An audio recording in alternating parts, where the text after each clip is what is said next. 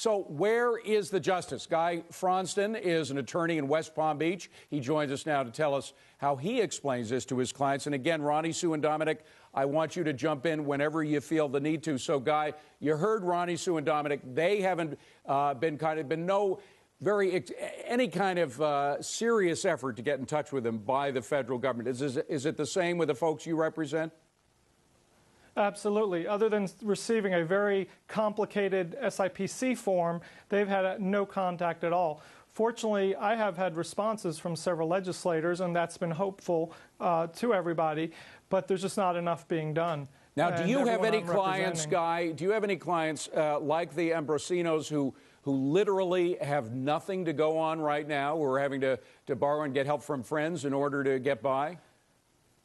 Yes, unfortunately, it's heartbreaking, but most of them are. I'm representing over 40 people, and most of them are decimated by this. I have someone that was out job interviewing today, more than a half a dozen that had to list their houses for sale in this horrible economy.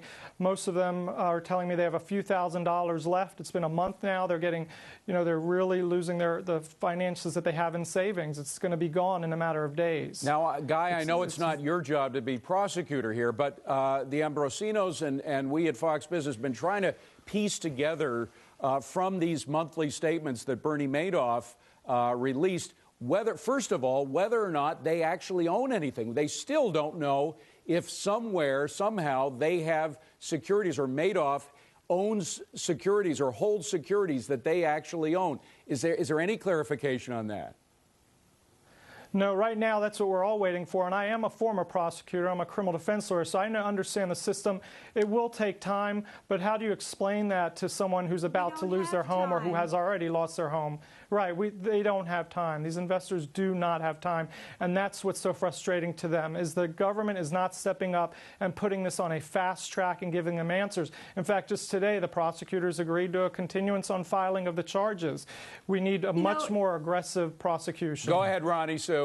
David, we're talking about time. Another piece of this frustration, the only money that we have heard talked about since December 11th is $28.1 million additional dollars that went to the trustees to research what is supposedly a defunct firm, and $1 million that Bernie Madoff mailed out for Christmas presents. All of which happened real quick, within a matter of hours in one case and a matter of days in the other case. And the victims are we're in the dark. We are just held in the dark. Nobody's helping us. There's no response. Guy Fronston, isn't there some way that at least the SIPC money, which goes up to $500,000, could be used, could be put on a fast track to get out to people like the Ambrosinos?